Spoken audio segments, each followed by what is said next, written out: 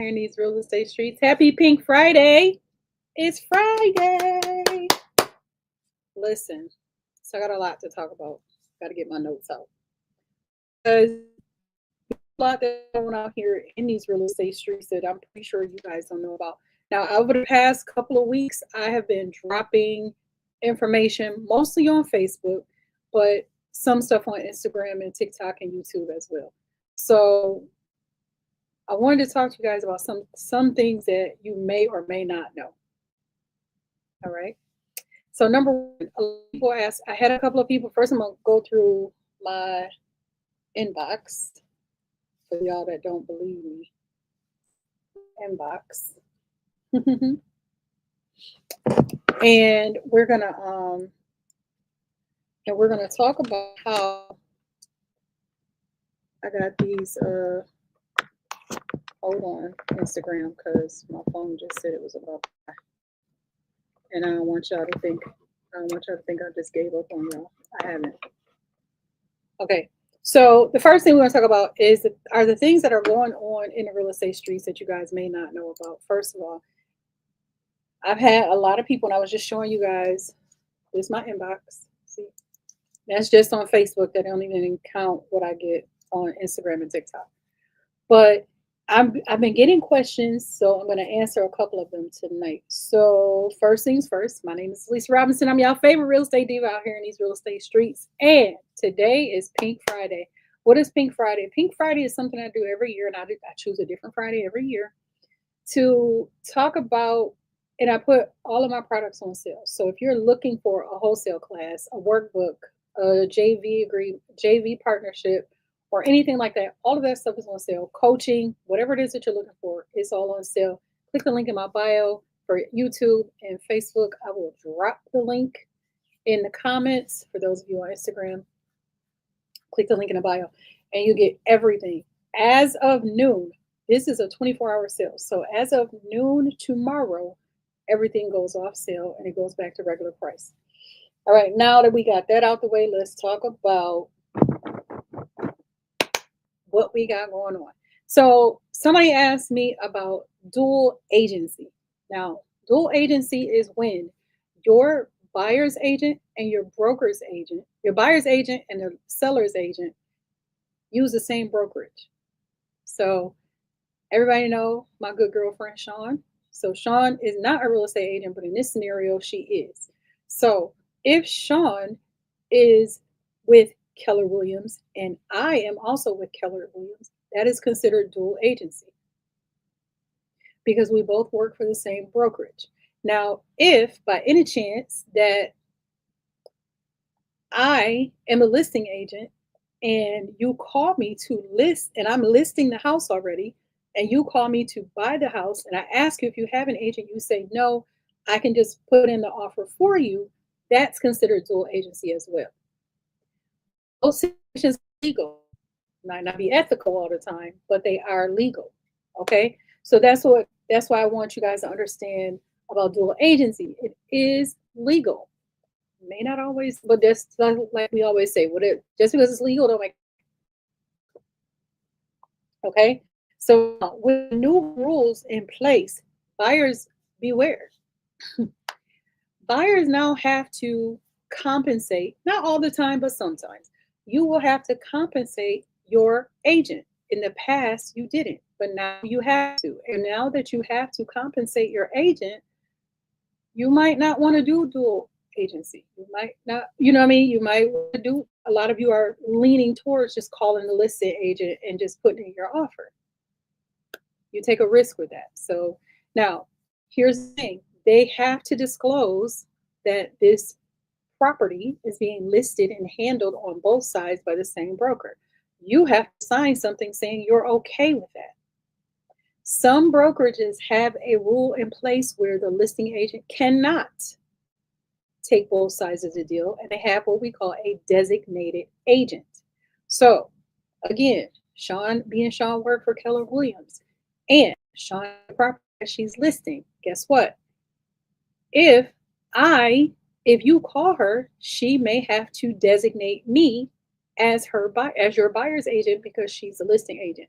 I'm gonna tell you why this doesn't work. When I bought my very first house, I got screwed royally on price because this happened to me. That is why we're talking about it, okay? Because I want you guys to know. I tell you guys all the time, I don't tell you anything that I haven't done, and I don't teach you anything that I don't know, and I don't talk about anything that I don't know. So the dual agency screwed me. Now, I didn't call the real estate agent on the sign. I called a different agent. Then she got sick, and the listing agent took over. Well, I got screwed. Why? Because I could have got the house for much cheaper. I could have got the house for about anywhere between $5,000 to $8,000 cheaper. And the person that was selling the house was the agent's daughter. So this is why the closure now have to be signed. This was back in 1998. As of 2007, you now have to disclose all parts of this. And agents doing things like that is the reason why you now have to have it disclosed to you, and you have to sign off on it. It's not just they have to verbally tell you, oh, this is being handled by my brokerage, by another agent in my brokerage. No, they have to give you a piece of paper, an agent form, and you have to sign off on that. All right? All right. Now, number one. So that was one, dual agency. I wanted to get that out there. Next question I got. Now, a lot of people, oh, I got this question too about the HUD listings. Okay, let me explain to y'all. And this is something I'm going to explain it until I can't explain it anymore. I am a person that believes in giving you the information you need. I'm also a person that believes in helping those who need help. However, you're not going. I'm not going to do your agent's work for you. Now, I gave you the information for HUD. All you got to do is this little word called Google. Go on Google, put in how to buy a HUD home. And all these websites are going to come up telling you how to buy a HUD house and this and the other, whatever. But I get people asking, what's a HUD home? HUD is, I forgot, Housing Urban Department something. I don't know. I don't know what HUD stands for. I'm being honest. I remember. I know what it stands for. I just can't remember right now. So I'm not going to dwell on that because I got about 10 minutes before I have to sign off because I'm teaching a class tonight at 7 on Zoom. So HUD homes are foreclosed, are homes that were purchased with a government-backed mortgage. So it could be Sonny Mae, Fannie Mae, FHA, one of those, USDA, VA, whatever it is. It's one of those loans that was purchased with a federal loan, a property that was purchased with a federal loan, and it falls into foreclosure. So when it falls into foreclosure, the money goes, the house, the property becomes the owner of the property becomes the federal government. So now the government has all these houses for sale. Now, here's the gag. I used to buy nothing but HUD houses. The house that I actually live in right now was a HUD foreclosure. And I paid $15,000 for it. It's now worth about $2. I'm good. Now, the reason for that is this. You have to, when you default with the government takes ownership of that loan back. Now they have a list. The list, if you click on the link, like in the post that I posted, I gave you guys a link. I don't have it with me right now. I can't think of it off the top of my head. Google how to buy a HUD home. They'll direct you to the link, especially the Gemini AI thing that they got going on. They'll direct you to the link. Now, the second part of that is this. That list is updated on a weekly basis. Because some people in HUD, they're like, we ain't got time to be sitting here talking about all this, doing all this all the time. So they're going to give you that information is updated on a weekly basis. It is specific to owner occupies. Owner occupies takes precedence over everybody else. Can an investor go and buy a bunch of HUD homes? Absolutely. You sure can. But if another person says they're going to owner occupy it, they will have precedence over you. That's just the nature of the beast, and that's how it works. Now, another thing you got to understand, HUD does not always take the highest offer. They don't. HUD takes the highest profit. Let me explain before y'all get y'all panties all up in a bunch. Let me explain. So when I was working with my girl Cynthia, hey Cynthia, if you're watching, Cynthia was the best agent for me to have at the time. And the reason for that is, and I'm telling you now, if I wasn't an agent myself, me and Cynthia would still be working together. We would still be closing deals together. We would still be doing everything because Cynthia was amazing. Okay. She found me deals that weren't on the market all the time. She found me deals that were off the market. This is what you're supposed to do as a real estate agent, just for y'all that don't know. So, but Cynthia was good because she understood investors, and that's what I was, or am, should say. And Cynthia would tell me, you know what? When I say HUD takes the highest profit, if HUD is asking $10,000 for a property, and yes, I bought properties off the HUD list for $10,000. Just told you I paid 15 for the house I live in. And if you have if they're asking 10,000, you do what we call a silent auction. It's like a silent bid. You don't have to, you just write your offer up and submit it. There is no one, give me 550, 550, 550 going once, twice. It's none of that with HUD. You will write up an offer. Your agent will submit the offer. And that's going to be that. Then what they do is they open all the offers, they review all the offers, and the one that gives them the highest profit is the one they're going to take. And now Delisa, but how do you say that the highest profit, the highest offer isn't the highest profit? Exhibit A. My house was listed at 13,000. And then there's and when your real estate agent fills it out, they're going to put their commission in the offer. I asked my agent not to do that. And I pay her commission on the side because I understood how HUD works. Because I had bought HUD houses before. So when I tell you, what we did was we pay her commission separate so it didn't show up in our offer. Then, not only that, they were asking $13,100 for this house. I remember it well. People were bidding $13,101, $13,050, $13,500. I bid $15,000 because I wanted the house. We live in a house that used to belong to my ex-husband's grandparents. So, and their family was raised in this house. So that's why it was important for him to get it. So I said, okay, let's do it. And because Cynthia's commission wasn't in my offer and I went so far over, I know for a fact I wasn't the highest offer because when you bid on it, when you bid on a HUD home, they release all the offers. It's very transparent. They tell you all the offers. And someone else had bid 16,000.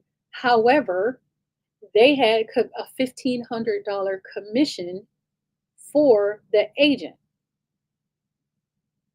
in the offer. And I didn't offer that. So that's how I won it.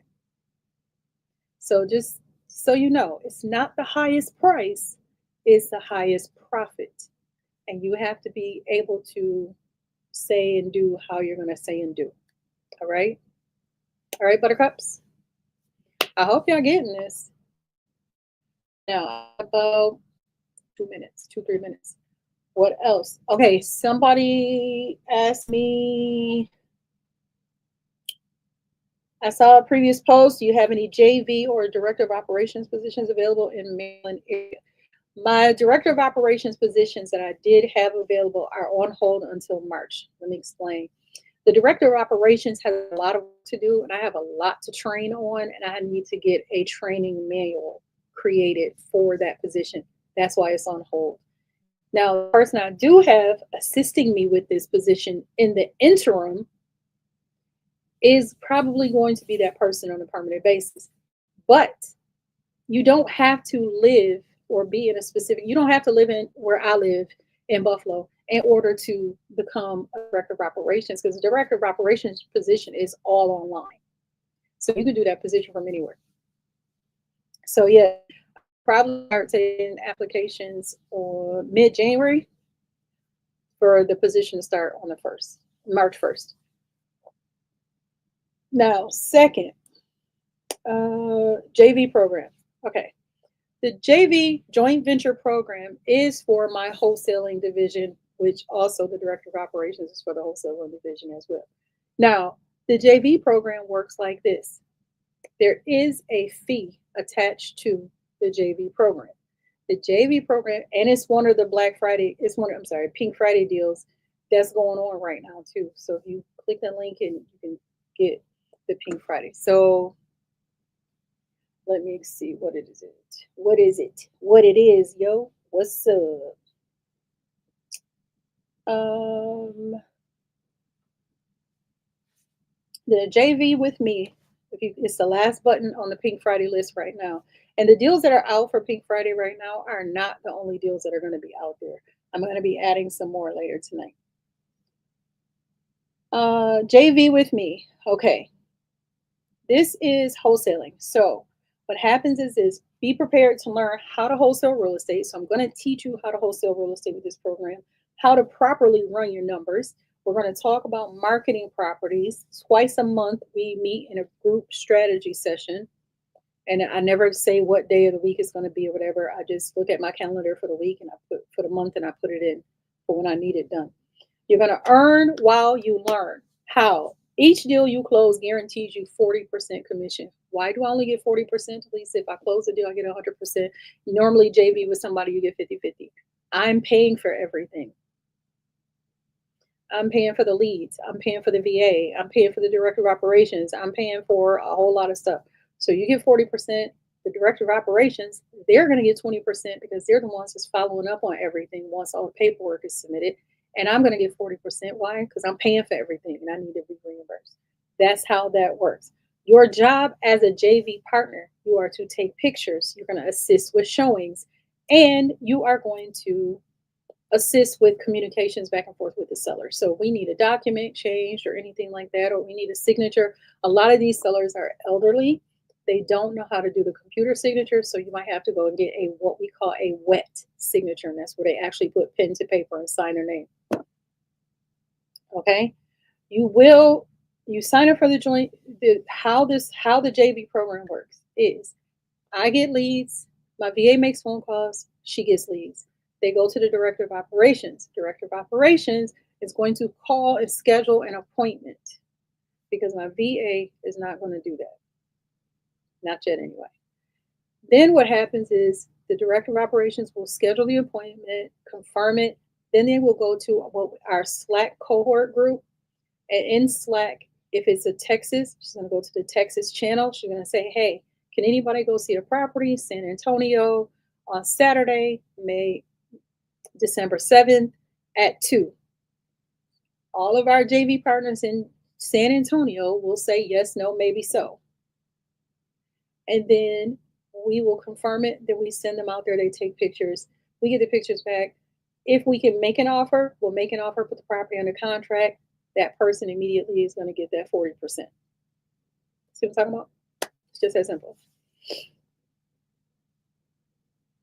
In some cases, I will make you do that contract because if I'm out of town or I'm traveling or I'm doing something else or I'm wrapped up in a project, I might be on a job site when the deal comes through and they say, yes, we accept the offer. You might have to do that contract. So yeah, we're going to do that too. All right.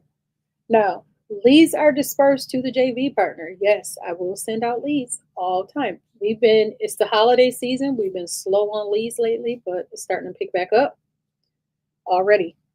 So January is going to be tough. That leads me to my second bit of news for you guys. Now, first of all, it's illegal right now because New York State is under a state of emergency for dealing with the immigrants coming in and into New York City and into Buffalo because we're the border states and everything like that. Okay, great. So New York State has been under a state of emergency, so it's illegal right now to cold call in New York State. All right, you cannot cold call in New York State right now, not until December 27th, because that's when the ban is supposed to be lifted. But if they extend it, then it's going to be extended again. You can't do it. But you can send letters. You can send mailers. You can send letters. You can do everything except pick up the phone and call somebody. And you can't text anybody. Okay, so that's number one. Number two is I looked at foreclosures the other day, and this is something that a lot of people will tell you. I looked at the foreclosures the other day, and this is gonna be my last bit because I just hit 7 o'clock and I'm supposed to be in class. I looked at foreclosures the other day, and they're on the rise. So I want you guys to understand foreclosures are on the rise, which means start stacking your money, start getting your cash, start getting your credit fixed so that you can participate in this real estate boom that's getting ready to happen. Is it going to be a crash? No. I told y'all 4 years ago that real estate wasn't going to crash. They're never going to let real estate crash the way it did in 2008. If you missed it, too bad. Sorry. They're never going to allow real estate to fail like that. Ever heard of that term, too big to fail? That's real estate. So if real estate fails, insurance fails, banking fails, the economy is just going to go to crap. So no, they're not going to let it fail like that. Now, what you can do, start getting your credit right, get your coins up, get your credit right, and start putting your putting your chess pieces on the board so you can maneuver and acquire the properties that you've been looking at, wanted to do, and you're in a position to make a move really fast. Okay? And that's my soapbox. Now I'm getting ready to go and I'm getting ready to get off of here because I have to go and teach this class, and we're going to be in class for about 2, 3 hours. And then, but today is our last class. Monday is the home buyers starts the home buyer workshop. Monday through Friday next week, Monday through Friday, 7 p.m. Eastern Standard Time, home buying workshop. So if you are looking to buy a home, today is the last day to get that program for less than $19. Okay? So right now it's on sale for Pink Friday at $11. Come join us, get it in. And tomorrow after 12 noon, it's going up to $19. So if you want to get in, save yourself $8. Come on in. That it's just one price for all 5 days. Okay. All right. I got to get out of here because I do have to teach this final class. We're going over our contracts and everything tonight. So, and we got a couple of deals that we have to analyze. So I'm going to see you guys later and I will talk to you mañana. Bye bye.